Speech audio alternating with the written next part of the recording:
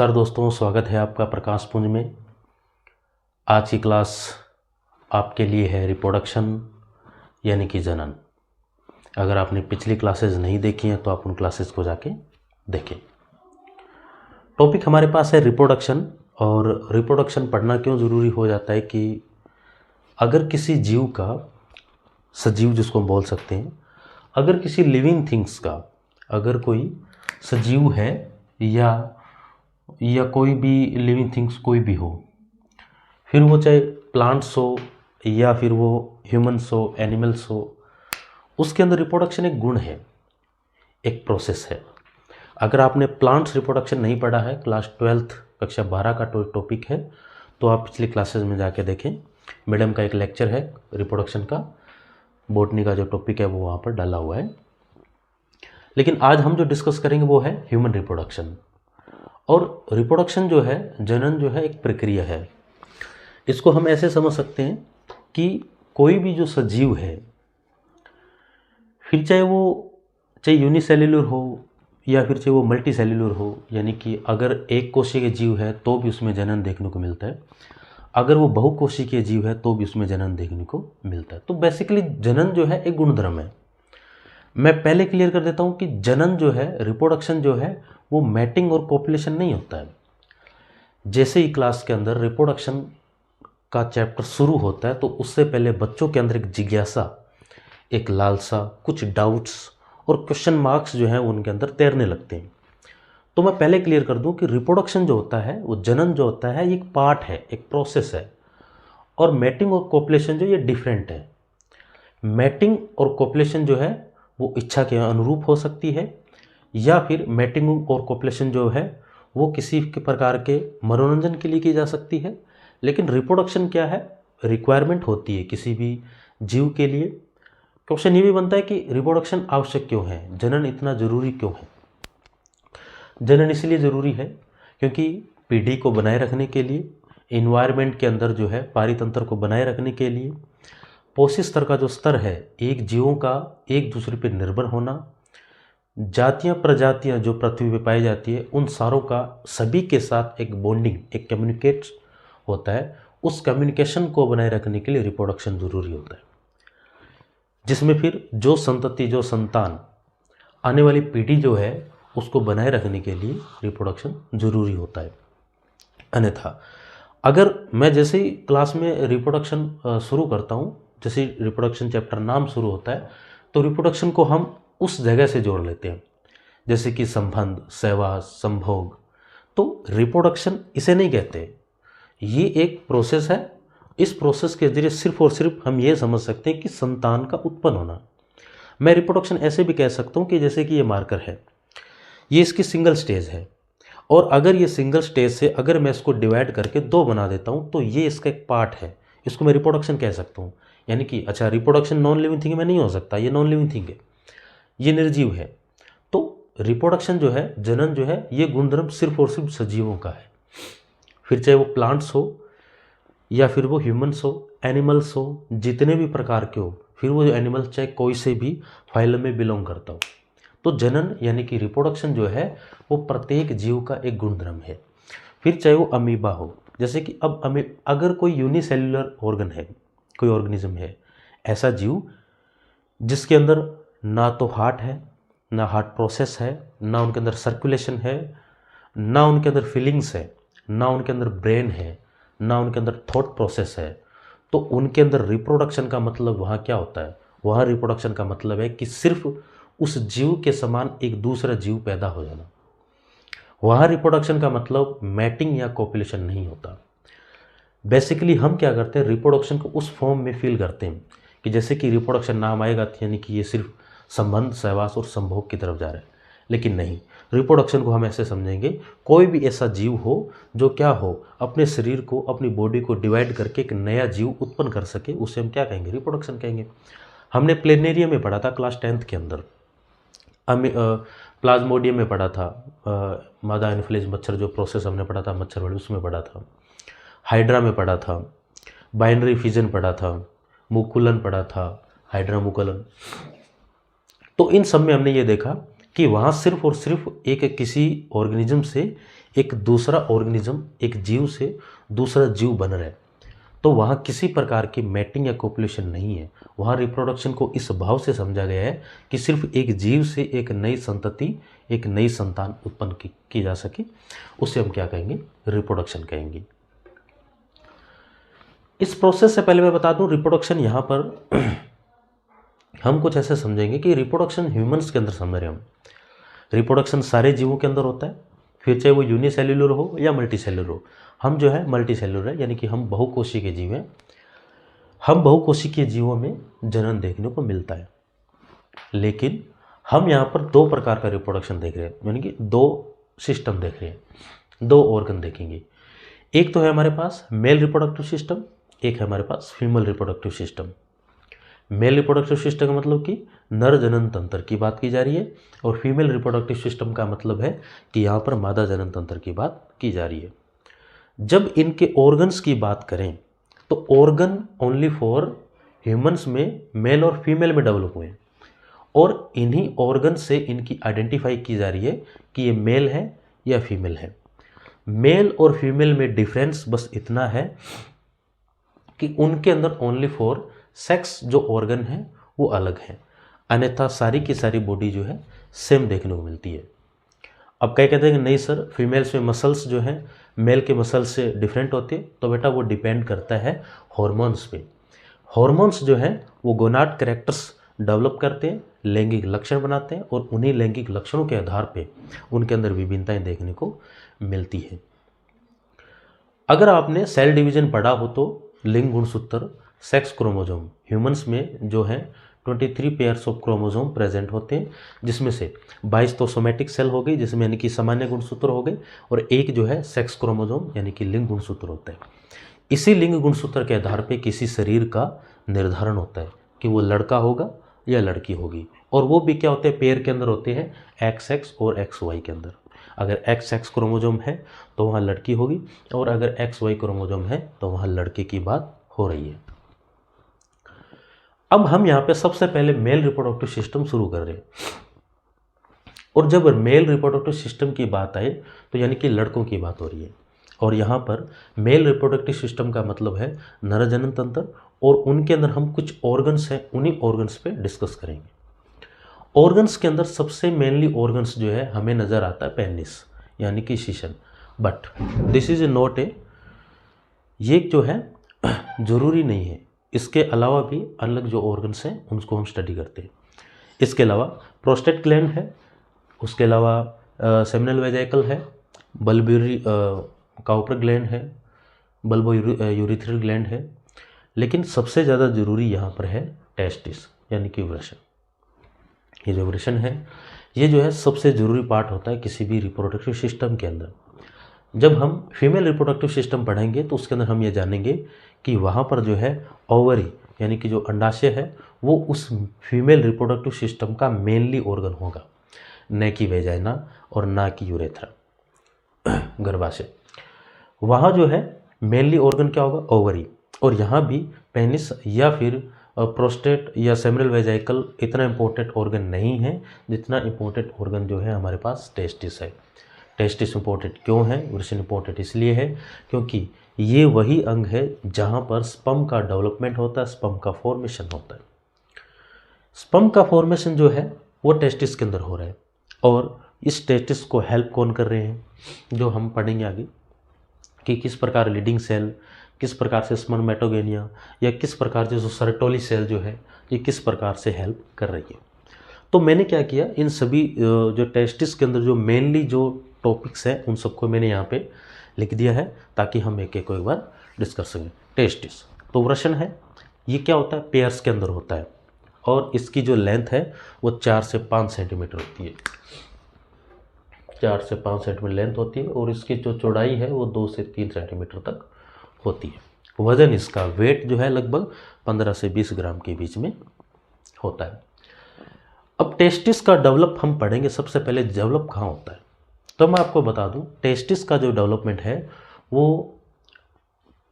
Human यानी कि जो फीमेल जो होती है जब उसमें एम्ब्रियोजेनेसिस की प्रोसेस हो रही होती है उसी टाइम जो है टेस्टिस का डेवलपमेंट होता है।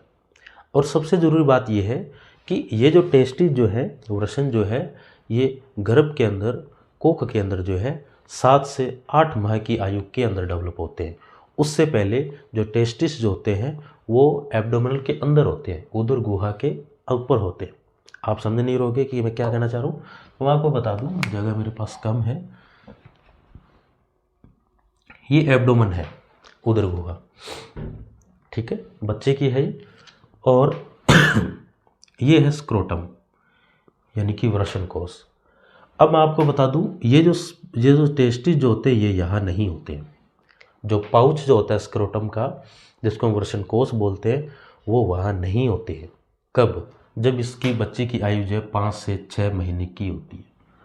6 से 7 महीने की आयु के बाद जो है स्पर्म, जैसे ये जो टेस्टिस हैं ये डेवलप होंगे, उससे पहले ये कहाँ होंगे? तो सर उससे पहले ये होते हैं उदर गुहा के अंदर। ये होते हैं उदर गुहा के अंदर। अंदर का मतलब ये हो सकता है कि ये है पाउच के अंदर नहीं है, ये स्क्रोटम के अंदर नहीं है, ये उदर गुहा से ऊपर है, पेट के अंदर होते हैं। और जब इसकी आयु, बच्चे की जब 7 से 8 महीने की जब आयु होती है, तब ये जो टेस्टिस जो है कहाँ चले जाते हैं? यहाँ पर एक इंगवल होती है, एक स्पेस होती है। इस स्पेस से क्या करते हैं, ये अंदर की ओर आते हैं। अब ये जैसे ही अंदर आ जाते हैं तो यहाँ इसका स्पर्म जो टेस्टिस का फॉर्मेशन हो जाता है। और ये टेस्टोस्टेरोन के डेवलपमेंट की जो प्रोसेस होती है, उसी प्रक्रिया के दौरान ही ये अंदर आते हैं। उससे पहले जो होते हैं ये टेस्टिस मानव जो बच्चा जो है उसके उदर गुहा के अंदर होते हैं। और ये प्रोसेस कहाँ चल रही है? ये माँ के गर्भ में चल रही है। अभी तक बच्चा बाहर नहीं आया है, ये माँ के पेट के अंदर की प्रक्रिया है। ये बाहर कब आते हैं? ये बाहर जब आते हैं जब यहाँ पे 6 से 7 या 7 से 8 महीने की प्रक्रिया हो जाती है, तब ये जो है टेस्टिस बाहर आते हैं। कई बार केसेस ऐसा हो जाता है, कई बार हमें ऐसे देखने को मिलता है कि टेस्टिस जो है वो अंदर ही रह जाते हैं, यानी कि वृषण जो है वो उदर गुहा के अंदर ही रह जाते हैं। तो उस कंडीशन में इस कंडीशन को बोलते हैं क्रिप्टोर्फिडिज्म, ठीक है। और इसका एक रोग का नाम भी है हाइपरथर्मिया। ऐसा एक रोग है जो इस कंडीशन में हमें देखने को मिलता है। क्रिप्टोर्फिडिज्म को हम ऐसे समझ सकते हैं कि अगर ये 7 से 8 महीने की एज में अगर ये बाहर नहीं आते तो उस कंडीशन को, उस स्टेज को कहा जाता है। लेकिन बाद में ये टाइम पीरियड के अकॉर्डिंग इसको एडजस्ट किया जा सकता है। तो ये तो हो गए स्क्रोटम, पाउच, वृषण कोश आप समझ होंगे, यानी कि जो एक पाउच होता है उस पाउच को, जो थैलीनुमा संरचना है, उस पाउच को हम क्या कहेंगे? वृषण कोश कहते हैं। उसके बाद वृषण पालिका जो है, टेस्टिकुलर लोब्यूल्स जो हैं, तो मैंने क्या किया, यहाँ पर टेस्टिस का एक डायग्राम बनाया। इस टेस्टिस के डायग्राम में आप देख सकते हो ये जो बाहरी लेयर्स हैं, इन लेयर्स के अलग अलग नाम हैं, ठीक है। और इनके अंदर एक ये जो 2 मसल्स हैं, एक तो है क्रीमास्टर लेयर्स, ठीक है, क्रेमास्टर मसल्स भी बोलते हैं उसको, क्रेमास्टर मसल्स नाम लिखा होगा यहाँ पर ताकि जगह ना, क्रेमास्टर मसल्स, क्रेमास्टर और डास्टोस। अब ये जो 2 मसल्स हैं, ये जो रेड कलर मैंने इंडिकेट कर रखा है, इसको मैं लिखा हूँ क्रेमास्टर मसल्स। और दूसरी ये जो है, इसको मैंने इंडिकेट कर रखा है डार्टोस मसल्स। अब ये जो क्रेमास्टर और डार्टोस जो मसल्स हैं, इनका काम क्या होता है, हम इन्हीं के एक टॉपिक उठाते जाएंगे और इन्हीं पे डिस्कस करते जाएंगे।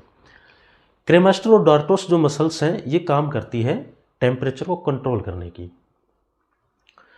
सामान्य जो टेम्परेचर इनको चाहिए होता है टेस्टिस को 34 से 35 डिग्री सेल्सियस के आसपास इनको चाहिए होता है। और एक क्वेश्चन 10th एनसीईआरटी में भी है और आई थिंक 12th एनसीईआरटी में भी एक टॉपिक क्वेश्चन है कि टेस्टिस जो हैं वो एब्डोमेन के बाहर क्यों होते हैं, और जो फीमेल्स हैं उनके अंदर जो है टेस्टिस अंदर होते हैं, ऐसा क्या कारण है।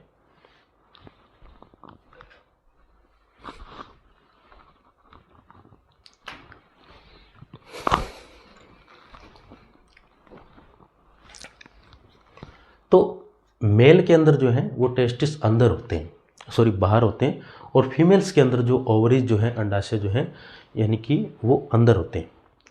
अब पहले तो ये अंदर ही हैं, लेकिन बाद में इनको क्या करना पड़ता है, स्पर्म बनाने की प्रोसेस करनी होती है, तो बाय नेचर प्रोसेस बाहर आ जाते हैं, ये एब्डोमेन के बाहर आ जाते हैं, उदर गुहा के बाहर आ जाते हैं। तो उसके बाद क्या होगा, ये टेस्टिस क्या करते हैं, इनको एक टेम्परेचर चाहिए होता है। उस टेम्परेचर को कंट्रोल करने के लिए यहाँ पर क्रेमेस्टर और डार्टोस मसल्स यूज़ होती है।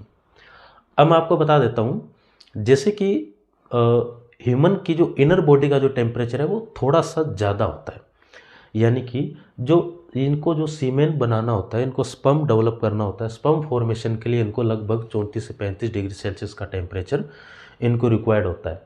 लेकिन अगर ये टेस्टिस ह्यूमन बॉडी के एब्डोमेन के अंदर होंगे, वर्ष जो उदर गुहा है इसके अंदर होंगे, तो तापमान उदर गुहा का अंदर का ज़्यादा होता है, हाईली टेम्परेचर होता है। उस हाईली टेम्परेचर को कंट्रोल करने के लिए टेस्टिस क्या रहते हैं, बाहर रहते हैं। तो सर इन डार्टोस और ये जो क्रेमेस्टर मसल्स हैं इनका क्या यूज़ है।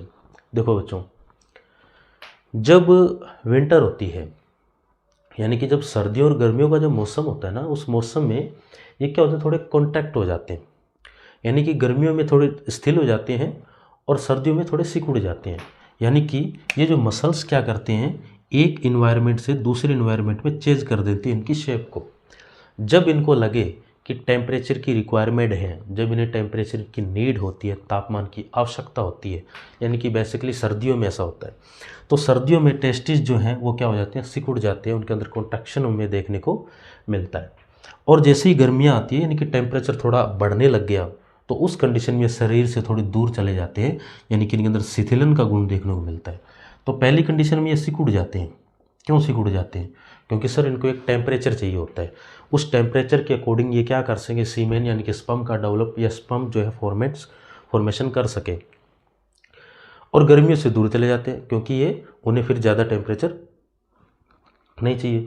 अब सर्दियों में क्या होता है, बाहर का जो इन्वायरमेंट है उसका टेम्परेचर गिरने लगता है, माइनस में 0 के आसपास चला जाता है, 0 डिग्री 2 डिग्री 5-10 डिग्री सेल्सियस चला जाता है। लेकिन इनको सिर्फ सामान्य तापमान चाहिए, तो ये क्या करते हैं, थोड़े से ऊपर उठने लगते हैं, यानी इनका जो पाउच है, ये जो स्क्रोटम है और इनके अंदर जो क्रेमेस्टर और डार्टोस मसल्स हैं, ये क्या करती है, ये मसल्स इनको ऊपर की ओर उठा देती है, जिससे ये तापमान को कंट्रोल कर सकें। और जैसे ही गर्मी आती है तो शरीर का तापमान ऑलरेडी ज़्यादा होता है, तो ये क्या करती है, शरीर से इनको दूर कर देते हैं। तो ये बेसिकली यूज किसका हो गया, इनकी मसल्स का यूज हो गया। उसके बाद जो है शुक्र जनरल के बाद में बताऊंगा टेस्टिस ल्यूब। अब देखो एक बार यहाँ आ जाते हैं। अब इस टेस्टिस के अंदर जो है सेमनीफेरल लोब्यूल्स, ये जो सेमनीफेरल लोब्यूल्स जो है इनको कहते हैं। अब ये कितने होते हैं, ये लगभग 250, एनसीईआरटी के अकॉर्डिंग बता रहा हूँ मैं, लगभग इनकी संख्या जो है 250 होती है ईच टेस्टिस, प्रत्येक वर्षन के अंदर, ठीक है। अब ये 250 जो लोब्यूल्स हैं, इनके अंदर जो है छोटी छोटी क्या बनती हैं, छोटी छोटी ट्यूब्यूल्स बनती हैं। ये जो छोटी छोटी ट्यूब्यूल्स है, इसके अंदर जो है स्पर्म फॉर्मेशन होता है। तो मैंने पहले बताया, ये जो पूरा क्या है, टेस्टिस है, ये इनकी क्या है, स्किन है, ये ये पूरा टेस्टिस है, ये इसकी स्किन है। इसके बाद ये क्रीमेस्टर और ये डार्टोस मसल्स होगी, और ये इनकी लेयर्स होगी, जो कि जिनका नाम मैंने यहाँ लिख रखा है और उनके नंबर भी यहाँ पे इंडिकेट कर रखे हैं। इसके बाद ये जो पार्ट है इसको बोलते हैं सेमनीफेरल लोब्यूल्स। सेमनीफेरल लोब्यूल्स, सेमनीफेरल यानी कि शुक्र जननलिका है, जहाँ पे स्पर्म बनते हैं। और इन सेमनीफेरल लोब्यूल्स के अंदर क्या बनते हैं, छोटी छोटी ट्यूब बनते हैं। ये जो ट्यूब होती है ये लगभग 2 से 3 होती है, 2 से 3, यानी कि एक जो लोब्यूल्स होता है, ये जो एक लोब्यूल्स है, इस एक लोब्यूल्स के अंदर लगभग 2 से 3 ट्यूब्यूल्स बनते हैं। किसकी, इनकी सेमनीफेरल ट्यूब्यूल्स की। और इसके बाद जो ये जो एरिया है इसको बोलते हैं रेटेटेस्टिस, इसको बोलते हैं 10 नंबर रेटेटेस्टिस, यानी कि वृषण जालिका। और इस रेटेटेस्टिस को कंट्रोल कौन करता है, कौन पकड़े रखता है, वो है हमारे पास वासा एफरेंशिया। वासा एफरेंशिया यानी कि शुक्रवाहिकाएं।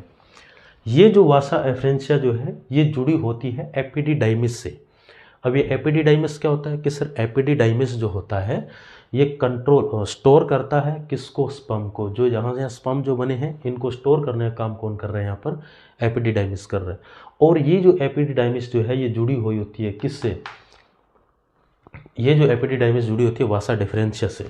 वासा डिफरेंशिया जिसको बोलते हैं शुक्र वाहक। तो ये मैंने आपको इसकी मोटी मोटी जानकारी बता दी। यानी क्या क्या कि सर ये पूरा टेस्टिस है ह्यूमन बॉडी के अंदर।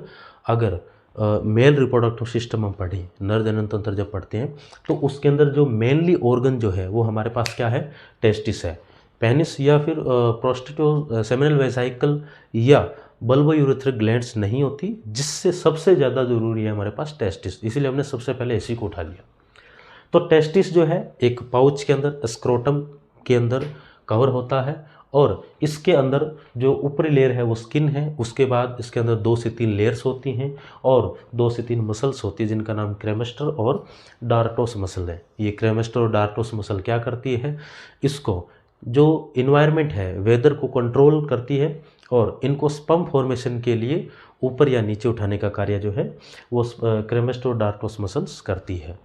इनके अंदर इस टेस्टिस के अंदर मैंने ये डाइसेक्ट डायग्राम दिखाया, इसका काट चित्र दिखाया, तो आप देख सकते हो कि इसके अंदर 250 के आसपास जो है सेमनीफेरल लोब्यूल्स होते हैं, सेमनीफेरस लोब्यूल्स होते हैं और इन सेमनीफेरस लोब्यूल्स के अंदर 2 से 3 क्या होते हैं, सेमनीफेरल ट्यूब्यूल्स होते हैं। इन ट्यूब्यूल्स के अंदर क्या बनते हैं, स्पर्म बनते हैं, यानी कि जो शुक्राणु जो बनने की जो प्रक्रिया है वो कहाँ होती है, इन ट्यूब्यूल्स के अंदर होती है। इसका जो है मैं यहाँ बताऊँगा बाद में, लेकिन एक बार इसको पूरा समझ लेते हैं। इन ट्यूब्यूल्स के अंदर जैसे ही ये स्पर्म बन गए, स्पर्म बनने के बाद क्या हो गया, ये सारे के सारे स्पर्म जो है आ जाते हैं इस रेटिटेस्टिस में। रेटिटेस्टिस का मतलब हम समझ सकते हैं जालिका, वर्षण जालिका, रेटिटेस्टिस की वर्षण जालिका। ये रेटिटेस्टिस क्या करते हैं, यहाँ से स्पर्म जो है इस एरिया में लेके आते हैं, जिसको बोलते हैं वासा एफरेंशिया, शुक्र जनन नलिकाएं, इस एरिया में जिसको बोलते हैं हम वासा एफरेंशिया, शुक्र जनन नलिकाएं या शुक्र वाहिकाएं। ये शुक्र वाहिका क्या करेगी, सारा का सारा स्पर्म जो है शुक्राणु जो यहाँ पर जो है लगभग 1 से 2 महीने तक स्टोर भी रह सकता है। ये क्या करता है, स्पर्म को स्टोर करता है। कौन, एपिडिडाइमिस, जिसको बोलते हैं अधिवृषण, जिसको बोलते हैं अधिवृषण, एपिडिडाइमिस अधिवृषण। अब ये अधिवृषण क्या करता है, सारा का सारा स्पर्म जो है इस वासा डिफरेंशिया से, शुक्र वाहक नलिका वासा डिफरेंशिया से क्या कहाँ भेज देती है, ये बॉडी को। अब यहाँ से पेनिस की ओर भेज देती है। अब यहाँ क्या है, एक लाइन है, ये मैंने यहाँ पे ड्रॉ कर रखी है, इसको बोलते हैं इंग्वल स्पेस। अब ये जो इंग्वल स्पेस जो है, यहाँ पर सारी की सारी जो डक्ट्स हैं वो जुड़ जाती है, जिसको बोलते हैं स्पर्मेटिक कॉर्ड्स, स्पर्मेटिक कॉर्ड। ये जो है यहाँ पे सारी की सारी जो वेजल्स हो सकती है, डक्ट्स हो सकती है, एपिडिडाइमिस हो गई, ब्लड वेसल्स हो सकती है, ये जितनी भी वेसल्स और ये जो कंडक्ट डक्ट हो गई, ये सारे की सारी जो है इस पार्ट्स के अंदर इस प्रकार से जुड़ी होती है, इंग्वल पार्ट में जुड़ी होती है, जिसको बोलते हैं स्पर्मेटिक कॉर्ड। और इस पार्ट से कहाँ भेज दिए जाते हैं, आगे भेज दिए जाते हैं। तो ये तो हो गया इसके अंदर, हमने शुक्र वासा एफरेंशिया समझ लिया, वासा डिफरेंशिया, वर्षण जालिका रेटिटेस्टिस, लीडिंग सेल हम इसमें पढ़ेंगे। उसके बाद इंटरस्टेशियल सेल वो भी इसके अंदर पढ़ेंगे, इंटरस्टेशियल स्पेस और सेल दोनों इसी में पढ़ेंगे। उसके बाद स्पर्मेटोगोनिया सेल यहाँ पढ़ेंगे, फिर सेमनीफेरल ट्यूब्यूल्स हमने इसमें पढ़ लिया, टेस्टिकुलर लोब्यूल्स यानी कि उसको बोलते हैं, इसमें पढ़ लिया हमने। उसके बाद टेस्टिकुलर ट्यूब्यूल्स जो है, ये जो ट्यूब्यूल्स है, ट्यूब्यूल्स, ठीक है, सेमीफेरल ट्यूब्यूल्स इसके अंदर पढ़ लिया। उसके बाद सैक्रोटम हमने पढ़ लिया। एपिडिडाइमिस क्या है, इसी के अंदर इस वाले पार्ट को हम क्या बोलेंगे, एपिडिडाइमिस कहेंगे। यूरेथर हम आगे पढ़ेंगे, पेनिस आगे पढ़ेंगे। उसके बाद जो है सेमिनल वेजाइकल आगे है, प्रोस्टेट आगे पढ़ेंगे, बर्बो यूरेथ्रल ग्लैंड्स ये भी आगे आएगा। क्रेमेस्टर और डार्टोस मसल हमने पढ़ ली, क्रेमेस्टर और डार्टोस मसल देख ली। उसके बाद जो है एजैकुलेटरी ग्लैंड डक्ट्स जो है, एजैकुलेटरी डक्ट्स जो है ये भी लास्ट में आती है, यानी कि पेनिस के अंदर आती है। ये वो डक्ट है जिसके अंदर प्रोस्टेट का भी लिक्विड होता है, उसके अलावा सेमिनल वेजाइकल का भी लिक्विड होता है, बल्बो यूरेथ्रल ग्लैंड का भी लिक्विड होता है और स्पर्म का लिक्विड भी होता है। ये सारों का जो लिक्विड अगर एक साथ मिक्स होकर किसी डक्ट से बाहर निकलता है तो उसे हम कहेंगे एजैकुलेटरी डक्ट्स कहेंगे। पेल्विक रीजन हम ये समझ सकते हैं कि रिप्रोडक्शन जो पार्ट्स है, फिर चाहे वो मेल हो या फीमेल हो, मेल और फीमेल का जो रिप्रोडक्शन जो सिस्टम होता है वो पेल्विक रीजन के अंदर होता है, यानी कि कमर से नीचे जो होता है भाग होता है उसको हम पेल्विक रीजन कहेंगे, पेल्विक रीजन में होता है। ट्यूनिका एल्बुजिनिया, ट्यूनिका वेजिनल्स और विजरल लेयर्स भी बोलते हैं इसको, ट्यूनिका विजरल लेयर्स जिसको पैरेटल लेयर्स भी कहते हैं। ये तीनों लेयर्स जो है यहाँ पर इंडिकेट है। तो ये तो हो गया हमारे पास टेस्टिस। अब इस टेस्टिस के अंदर हम जानेंगे कि स्पर्म किस प्रकार से डेवलप होते हैं। दोस्तों अब हम जानेंगे कि ये जो स्पर्म जो है ये किस प्रकार से फॉर्मेट करते हैं, किस प्रकार से इनको बनने की प्रक्रिया होती है। अभी हमने क्या देखा कि इस पूरे टेस्टिस के अंदर यहाँ पे सेमनीफेरल लोब्यूल्स हैं, ठीक है। इस सेमनीफेरल लोब्यूल्स के अंदर जो है 2 से 3 क्या है, सेमनीफेरल ट्यूब्यूल्स हैं। इन सेमनीफेरल ट्यूब्यूल्स के अंदर क्या होती हैं, अच्छा सेमनीफेरल लोब्यूल्स में 2 से 3 क्या होते हैं, सेमनीफेरल ट्यूब्यूल्स होते हैं। तो मैंने क्या किया, इसको पूरे को यहाँ से इतना उठाया और इसको मैंने यहाँ बना दिया। यहाँ जो है मेनली 2 से 3 प्रकार की सेल होती है। एक तो है मेरे पास सर्टोली सेल, ये जो सेल है इसको मैं लिखूंगा सर्टोली सेल। एक होती है मेरे पास लीडिंग सेल और एक होती है स्पर्म मदर सेल, जिसको स्पर्मेटोगोनिया भी कहते हैं। अब ये जो लीडिंग सेल होती है ना, ये जो लीडिंग सेल है, ये लीडिंग सेल कुछ केमिकल रिलीज करती है, कुछ हॉर्मोन्स रिलीज करती है। बट ये जो है ऐसे नहीं करती, इसको जो है पीछे से आदेश आता है। वो कहाँ से कि सर जब हम ब्रेन को पढ़ते हैं ना, तो ब्रेन में हमने पढ़ा था, यानी कि जो मस्तिष्क जब हमने पढ़ा था उसके अंदर कुछ ग्लैंड्स पड़ी थी, और उस ग्लैंड्स में हमने ये भी पढ़ा था कि वहाँ पर एक पिट्यूटरी ग्लैंड होती है, पीयूष ग्रंथि, पिट्यूटरी ग्लैंड पढ़ा था हमने, पिट्यूटरी ग्लैंड, पीयूष ग्रंथि। और ये जो पीयूष ग्रंथि जो है कुछ हार्मोन सीक्रेट करती है, ठीक है। वो आपने जब हम ग्लैंड्स टॉपिक पढ़ेंगे तो उसमें ये जानेंगे कौन कौन से हार्मोन्स थे। तो पिट्यूटरी ग्लैंड्स के अकॉर्डिंग क्या है, कुछ हार्मोन्स रिलीज होते हैं। ये हार्मोन्स क्या करते हैं, इस लीडिंग सेल को एक्साइट करते हैं। अगर ये लीडिंग सेल एक्साइट हो जाती है, अगर ये एक्साइटेड होती है, उत्तेजित हो जाती है, तो ये लीडिंग सेल क्या करते हैं, कुछ हार्मोन्स रिलीज करती है, और उनमें से है टेस्टोस्टेरोन हार्मोन, टेस्टोस्टेरोन हार्मोन। एक बार फिर से रिपीट कर देता हूँ कि ये जो पार्ट है मैंने उठाया ट्यूब्यूल्स का, और ट्यूब्यूल्स के अंदर क्या होता है, कुछ इस प्रकार की सेल्स होती हैं, ठीक है, जिसे जर्म सेल भी हम कह सकते हैं, जर्मिनल एपिथेलियम सेल। ये जो जर्म सेल जो है इनके अंदर मैं क्या बता रहा हूँ कि सर यहाँ पर एक तो आपने बताया सर्टोली सेल, ठीक है, ध्यान से सुनना, 3 ही सेल बताऊँगा। एक तो है सर्टोली सेल, एक है मेरे पास लीडिंग सेल, और एक है स्पर्मेटोगोनिया या स्पर्म मदर सेल। ये 3 सेल हैं। इन तीनों सेल का यहाँ काम होगा, और इसी जो है स्पर्म फॉर्मेशन हम पढ़ेंगे। ये जो लीडिंग सेल है, इस लीडिंग सेल को एक्साइट करता है कौन, पिट्यूटरी ग्लैंड। यानी कि ये अपने आप नहीं होता, इसकी जो फॉर्मेशन है इसको कंट्रोल किया जाता है बाय ह्यूमन ब्रेन।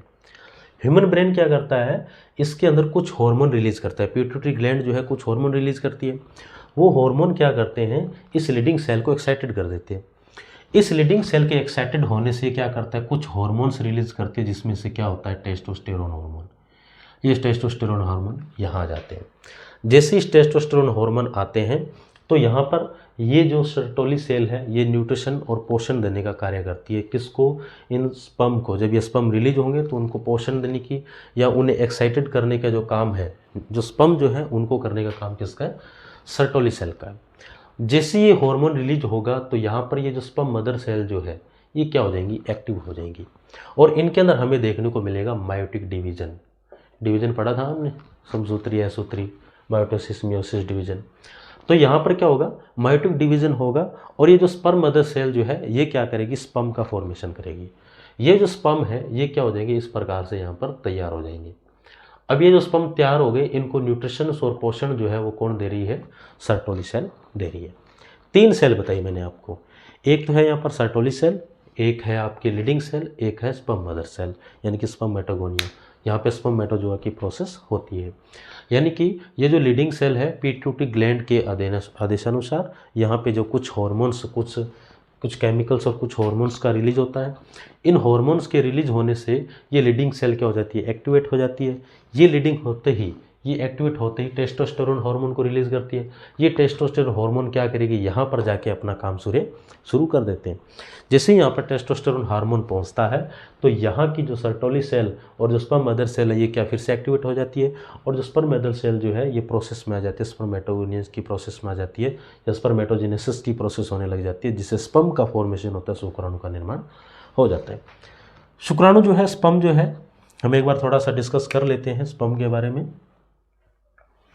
स्पर्म जो है उसको हम ऐसे समझ सकते हैं कि ये पूंछनुमा होते हैं, और इनके अंदर जो है हमें गुणसूत्र भी देखने को मिलते हैं। क्रोमोजोम देखने को मिलते हैं। और ये क्रोमोजोम जो होते हैं आगे जाकर जब हम फर्टिलाइजेशन की प्रोसेस पढ़ेंगे तब हम आ जानेंगे कि यहाँ जो क्रोमोजोम्स हैं वो अपने जो कैरेक्टर्स जो है वो दूसरी पीढ़ी के अंदर, यानी कि अंडाणु जो होगा ओवम या एग का फॉर्मेशन होगा। ओवम या एग का फॉर्मेशन जो हम फीमेल रिप्रोडक्शन सिस्टम के अंदर पढ़ेंगे, वहाँ जो ओवरीज जो होगी वो क्या करेगी, एक ओवम या एक एग का रिलीज करेगी। उस एक ओवम या एग के अंदर जो है ये स्पर्म जाके क्या होंगे, अध्यारोपित हो जाएंगे। और ये इसके अंदर जो क्रोमोजोम होंगे, जो मटेरियल हो जाएगा, जो गुणसूत्रीय पदार्थ जो होगा वो उसके अंदर ट्रांसफ़र हो जाता है और वहाँ शुरू होती है फर्टिलाइजेशन की प्रोसेस, निषेचन की प्रक्रिया। तो जब हम फीमेल रिप्रोडक्शन पढ़ लेंगे तो उसके बाद ये टॉपिक हम जस्ट शुरू करेंगे। तो हमने यहाँ क्या पढ़ा, स्पर्म का फॉर्मेशन पढ़ा। अब ये स्पर्म बन गए।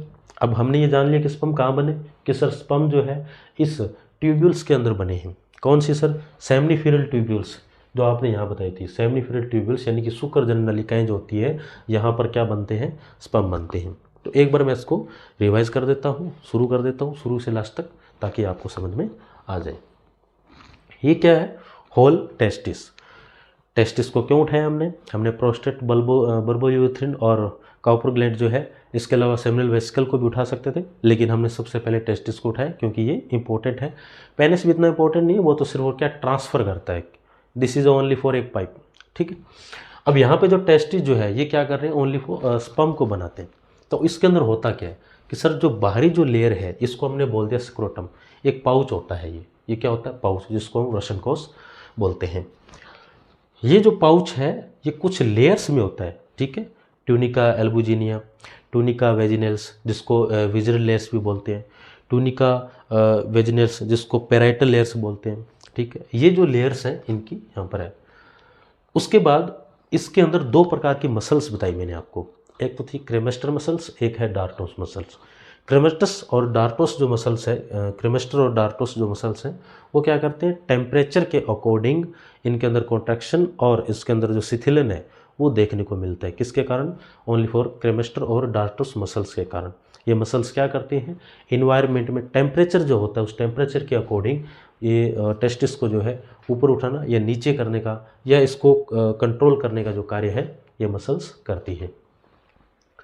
उसके बाद इसके अंदर क्या होता है, कुछ सेगमेंट ऐसे डिवाइड होते हैं। ये जो सेगमेंट है ये लगभग मैंने बताई 250, एनसीईआरटी के अकॉर्डिंग बता रहा हूँ मैं, 250 लगभग होती है ये, ठीक है। ये इस प्रकार से खंड होते हैं, सेगमेंट होते हैं 250। इनके अंदर क्या होता है, इस प्रकार से ऐसे स्ट्रेट लाइक स्ट्रक्चर होती है इस प्रकार से इसके अंदर, और ये लगभग 2 से 3 होती है। और इन्हीं के अंदर जो है इस प्रकार की सेल प्रेजेंट होती है। 3 सेल बताई मैंने आपको, लीडिंग सेल, सर्टोली सेल और स्पर्म मदर सेल, ठीक है, स्पर्मेटोगोनिया। लीडिंग सेल को कंट्रोल कौन करता है, पिट्यूटरी ग्लैंड के अकॉर्डिंग कुछ हार्मोन्स रिलीज होते हैं। वो हार्मोन्स क्या करते हैं, यहाँ पे लीडिंग सेल को एक्साइट करते हैं। लीडिंग सेल एक्साइट होते ही क्या करते हैं, टेस्टोस्टेरोन का फॉर्मेशन करती है। टेस्टोस्टेरोन हार्मोन्स क्या करते हैं, यहाँ जाके स्पर्मेटोगोनिया और सर्टोली सेल से क्या करते हैं, पोषण लेते हैं। और स्पर्मेटोगोनिया के अंदर स्पर्मेटोजेनेसिस की प्रोसेस होती है, जिसके अकॉर्डिंग मायोटिक डिवीजन होता है। और मायोटिक डिवीजन के बाद में यहाँ पे जो है स्पर्म का फॉर्मेशन हो जाता है। स्पर्म के फॉर्मेशन के बाद ये जो स्पर्म है सबसे पहले कहाँ आते हैं, इस रेटिटेस्टिस में, जिसको बोलते हैं वृषण जालिका। ये जो यहाँ पे एक जाल देखने को मिल रहा है इसको बोलते हैं रेटिटेस्टिस। यहाँ जो है स्पर्म क्या आ जाते हैं, इकट्ठे हो जाते हैं। ये जो रेटिटेस्टिस है, ये जो वृषण जालिका है, यहाँ से जो स्पर्म है वो कहाँ आ जाते हैं, फिर आ जाती है वासा एफ्रेंशिया, जिसको बोलते हैं शुक्रजनन नलिकाएं। वासा एफ्रेंशिया, शुक्र वाहिकाएं। ये शुक्र वाहिकाएं क्या करेगी, अपना जितना भी इसके अंदर स्पर्म होगा वो स्टोर कर देते हैं, किसको, एपिडिडाइमिस।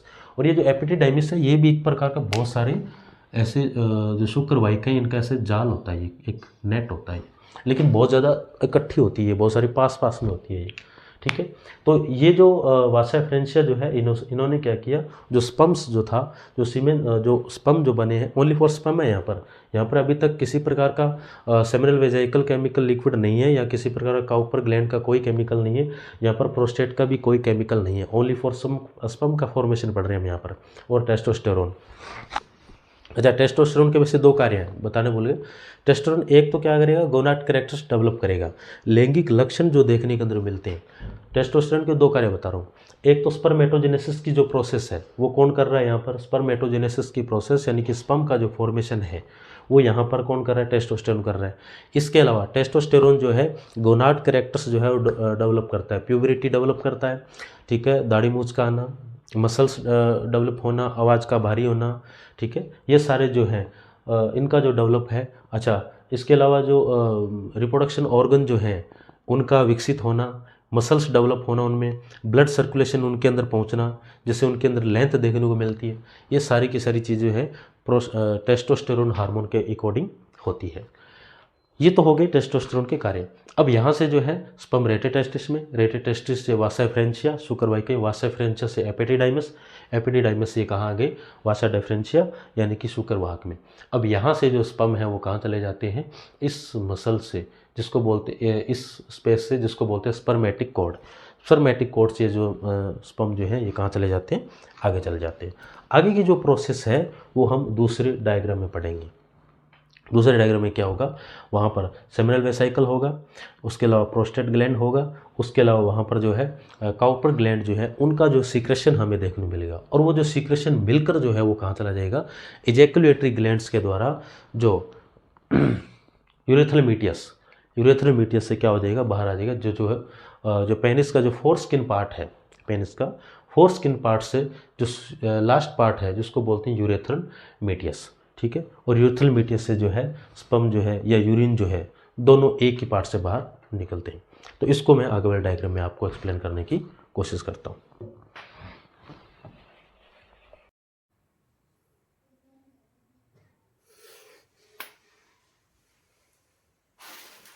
इसके अंदर कैसे कि सर, जैसे कि ये सिक्रोटम पाउच है, ठीक है, अभी यहाँ पर टेस्टिस नहीं है, टेस्टिस कहाँ है, टेस्टिस अंदर होते हैं। 7 से 8 माह की जब आयु होती है तो ये क्या करते हैं, यहाँ पे इंगुअल कैनाल के दौरान ये जो रास्ता है यहाँ से अंदर आ जाते हैं इस प्रकार से, ठीक है। जब ये अंदर आ जाते हैं तो इनके अंदर फॉर्मेशन शुरू हो जाता है। फॉर्मेशन शुरू हुआ एम्ब्रियोजेनेसिस की प्रोसेस के बाद होता है। 7 से 8 माह के बाद जो आयु है इसके बाद ये शुरू हो गई। अब यहाँ क्या होगा, सेल ये बन गई। अब इसमें होता क्या है, अगर मैं इस एक को उठा लूँ तो देखो भाई यहाँ बनता है इस प्रकार से एपिडिडाइमिस। ये जो पार्ट है ये होता है एपिडिडाइमिस, ये कसरी आपने बताया था। इसके अंदर छोटे छोटे क्या बनते हैं, इस प्रकार से सेगमेंट बनते हैं, इनके अंदर लेयर्स वगैरह होती है, क्रीमेस्टर और डार्टोस मसल्स होती है, वो आपने पीछे देखा था, मैं इसको फास्ट रिवाइज करवाऊंगा। ये लोब्यूल्स बताए थे सर आपने, इन लोब्यूल्स के अंदर जो सेमिनिफेरस लोब्यूल्स होते हैं इनके अंदर आपने बताया था ट्यूब्यूल्स, इस प्रकार से क्या बनते हैं, इनके अंदर ट्यूब्यूल्स बनते हैं। ये ट्यूब्यूल्स क्या करते हैं, आगे जाके रेटेटेस्टिस बनाते हैं, यहाँ पर एक जाल बना लेते हैं, इकट्ठे हो जाते हैं सारे एक साथ, ऐसे एक जाल बना लेते हैं रेटेटेस्टिस, प्रश्न जाली का। और रेटेटेस्टिस से यहाँ क्या करते हैं, फिर इस प्रकार की छोटी छोटी पाइप बनती है, छोटी छोटी डक्ट्स बनती हैं, इन डक्ट्स को बोलते हैं वासा फ्रेंचिया। वासा फ्रेंचिया से कहाँ जाते हैं, इसके अंदर आ जाते हैं, इसको बोलते हैं सर एपिडिडाइमिस, एपिडिडाइमिस, एपिडिडाइमिस। अब एपिडिडाइमिस के बाद क्या हुआ कि सर यहाँ जो स्पर्म जो है स्टोर होते हैं एक प्रकार के, और ये जो स्पर्म है फिर कहाँ चले जाते हैं, इस वाले रास्ते से, इसको बोलते हैं स्पर्मेटिक कोड, स्पर्मेटिक कोड, ठीक है। स्पर्मेटिक कोड से कहाँ चले गए, वासा डिफरेंशिया, और वासा डिफरेंशिया के बाद आ जाता है हमारे पास रिप्रोडक्शन, जो अलग जो ऑर्गन है हम उनको पढ़ते हैं, उनमें क्या होता है,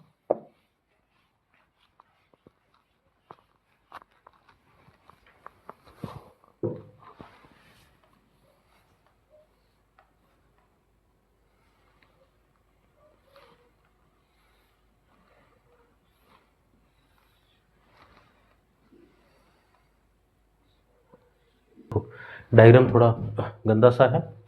ये हमारे पास क्या है सर, ये है हमारे पास टेस्टिस, और इन टेस्टिस के ऊपर जो पाउच होता है उसको बोलते हैं सर सेक्रोटम, सेक्रोटम। और यहाँ इसको बोलते हैं सर एपिडिडाइमस, एपिडिडाइमिस। इसको सर, इसको बोलेंगे हम वासा डिफरेंशिया, वासा डिफरेंशिया। वासा एफरेंशिया यहाँ होती है, वासा एफरेंशिया, ठीक है। और इसके अंदर यहाँ बनते हैं छोटे छोटे जाल, जिसको बोलते हैं रेटे टेस्टिस, रेटे टेस्टिस। और इसके पीछे से जो ब्लॉक बनते हैं, इन ब्लॉक को बोलते हैं सेमनीफेरी लोब्यूल्स, सेमनीफेरस लोब्यूल्स। और इनके अंदर जो छोटे छोटे 2 से 3, ये 250 होते हैं लगभग, ये 2 से 3 होते हैं, ये 203 जो होते हैं इनको बोलते हैं सेमनीफेरस, सेमनीफेरस लोब्यूल्स, ठीक है, ट्यूब्यूल्स, ट्यूब्यूल्स। इन ट्यूब्यूल्स के अंदर से स्पर्म जो है बाहर आते हैं। अब क्या है, जब ये स्पर्म की फॉर्मेशन होती है तो स्पर्म की फॉर्मेशन के बाद स्पर्म जो है इस वासा डिफरेंशिया से स्पर्मेटिक कोड से बाहर निकलते हैं। स्पर्मेटिक कोड से कहाँ जाते हैं, इसके अंदर आ जाते हैं सेमाइनल वेजाइकल, सेमाइनल वेजाइकल। अब ये सेमाइनल वेजाइकल जो होता है लगभग पूरे सीमेन का 70 से 80% भाग का निर्माण करता है। ये जो शुक्राशय जो होता है ये पूरे सीमेन का 70 से 80% भाग का निर्माण करता है। और यह क्या करता है, पेयर्स में होता है, ये क्या होता है, पेयर्स में, यानी कि जोड़े में होता है। और ये जो है अम्लीय माध्यम, एसिडिक माध्यम को कंट्रोल करता है, ठीक है। और इसके अंदर कुछ प्रोटीन्स भी बनते हैं, वो प्रोटीन्स कौन से हो गए, फ्रक्टोज और फाइमोनोजिन, फाइमोनोजिन जैसे प्रोटीन का फॉर्मेशन सेमिनल वेजिकल करता है, जो कि एक प्रकार का पोषण देने का काम करता है। किसको, स्पर्म को। स्पर्म के अंदर जो पोषण बनता है उन पोषण को तैयार करने का जो कार्य है वो कौन कर रहा है, यहाँ पर सेमिनल वेजिकल कर रहा है। इसके बाद जो स्पर्म है वो कहाँ जाते हैं, प्रोस्टेट ग्लैंड में।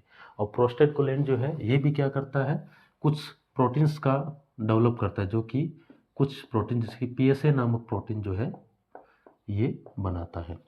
ये पीएसए नामक प्रोटीन जो है यहाँ किस में मिल जाते हैं, उस यूरिन उस स्पर्म के अंदर, उस केमिकल के अंदर मिल जाता है। पीछे से स्पर्म आया था स्पर्मेटिक कोड से, उसके बाद सेमिनल वेजाइकल में, सेमिनल वेजाइकल से प्रोस्टेट ग्लैंड में, प्रोस्टेट ग्लैंड से अब यहाँ पर कौन कौन आ गया, काउपर ग्लैंड। इसको बोलते हैं बल्बो यूरेथ्रल ग्लैंड भी बोलते हैं, बल्बो यूरेथ्रल ग्लैंड भी बोलते हैं, यानी कि काउपर ग्लैंड। अब ये जो काउपर ग्लैंड जो है ये क्या करती है, कुछ लुब्रिकेंट का सिक्रेशन करती है। ये लगभग 4 से 5 ml का करती है, 4 से 5 ml, 4 से 5 ml लुब्रिकेंट का सिक्रेशन करती है। और ये जो लुब्रिकेंट जो होता है ये काफ़ी ज़्यादा चिकना हो जाता है। और ये सीमेन एजुकुलेशन, जब रिप्रोडक्शन की फॉर्म होती है उस रिप्रोडक्शन की फॉर्म में एजुकुलेशन के टाइम जो है 4 से 5 ml लुब्रिकेंट का स्त्रावन करता है, जिससे एजुकुलेशन की प्रोसेस काफ़ी सही भी नहीं रहती है। इसके बाद प्रोटीन को भी, प्रोटीन भी ये क्या करता है, उसको देता है स्पर्म को, ताकि उसकी तीव्रता बनाई जा रखे। प्रोस्टेट ग्लैंड और ये जो सेमिनल वेजाइकल जो है इनके अंदर जो लिक्विड जो होता है, ये लिक्विड क्या करता है, गतिशील बनाता है। किसको, जो स्पर्म जो होता है उस स्पर्म को गतिशील बनाए रखता है। गतिशील क्यों, क्योंकि इसको काफ़ी ज़्यादा दूरी तय करनी होती है। ये ज़्यादा दूरी क्यों होती है, क्योंकि इनका जो साइज है बहुत ज़्यादा कम होता है, इतना ज़्यादा कम होता है कि लगभग ये एक ढक्कन के अंदर लगभग लाखों करोड़ों की संख्या में आ सकते हैं, इतने ज़्यादा ये जो शुक्राणु में छोटे होते हैं। और ये कहाँ से बाहर निकलते हैं, पेनिस के द्वारा। अब पेनिस क्या है, सिर्फ और सिर्फ एक ऑर्गन है, बाई ऑर्गन। इसके द्वारा क्या होता है, ये सिर्फ नलिका है, ये सिर्फ स्पर्म को ट्रांसफर कर रही है one organ to another organ, एक ऑर्गन से दूसरे ऑर्गन से ट्रांसफर हो रहे हैं स्पर्म बाई पेनिस। इसका इतना ज़्यादा रोल नहीं होता है। इसकी जो लेंथ है मिनिमम मैक्सिमम 4 इंच तक होती है, 4 इंच तक होती है। अच्छा, जो टेस्टिस होते हैं ये लगभग 4 से 5 सेंटीमीटर लंबाई इनकी और 2 से 3 सेंटीमीटर इनकी क्या होती है, चौड़ाई होती है। अब जो स्पर्म जो है वो यूरेथ्रल मीटियस के द्वारा, यूरेथ्रल मीटियस जो है इस पॉइंट के द्वारा जो है बाहर आ जाते हैं। ये थी इसके हमारे पास लास्ट पॉइंट। अब हमने इसमें पूरा समझ लिया है कि टेस्टिस का काम क्या है, यानी कि जो वृषण उनका कार्य क्या है। इसके अलावा जो प्रोस्टेट है, प्रोस्टेट है इसका क्या कार्य है, सेमिनल वेजाइकल का क्या कार्य है। अच्छा, ये जो वासा डिफरेंशिया जो होती है ना, इस प्रकार से ऊपर से मुड़कर आती है ये जो यूरिनरी ब्लैडर जो है, यूरिनरी ब्लैडर के ऊपर से इस प्रकार से मुड़कर आती है और इसके आगे जो है सेमिनल वेजिकल लगे होते हैं। उसके बाद प्रोस्टेट, प्रोस्टेट के बाद काउपर ग्लैंड, काउपर ग्लैंड के बाद पेनिस और उसके बाद जो है यूरेथ्रल मीडियम फॉर स्किन, जिससे ये बाहर आ जाते हैं। तो आज की इस पूरी क्लास में हमने ये समझा कि किस प्रकार से स्पर्म का फॉर्मेशन होता है, सर्टोली सेल, लीडिंग सेल और स्पर्मेटोगोनिया यानी कि स्पर्मेटोजेनेसिस की प्रोसेस कैसे होती है। उसके बाद जो है टेस्टिकुलर जो लोब्यूल्स है और लोब्यूल्स के बाद जो है ट्यूब्यूल्स हैं।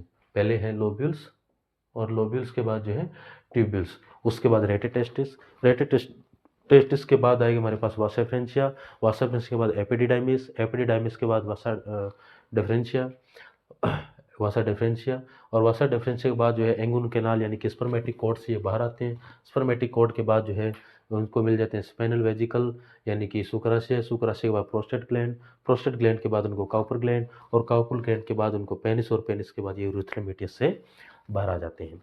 तो आज की क्लास में हमने समझा कि मेल रिप्रोडक्टिव सिस्टम जो होता है यानी कि नर जनन तंत्र की जो प्रक्रिया होती है उसे किस प्रकार से समझते हैं, जिसके अंदर सारे ऑर्गन को हमने समझा है और किस प्रकार इसकी प्रक्रिया होती है। नेक्स्ट जो हमारी क्लास रहेगी उसके अंदर हम पढ़ेंगे फीमेल रिप्रोडक्शन सिस्टम जो होता है यानी कि मादा जनन तंत्र की जो प्रक्रिया है।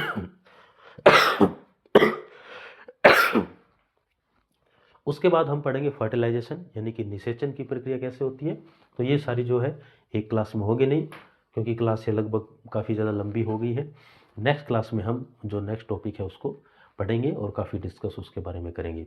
उम्मीद है आपको समझ में आया होगा। अगर आपको अच्छा लगे तो प्लीज़ लाइक करें, कमेंट करें, शेयर करें। धन्यवाद।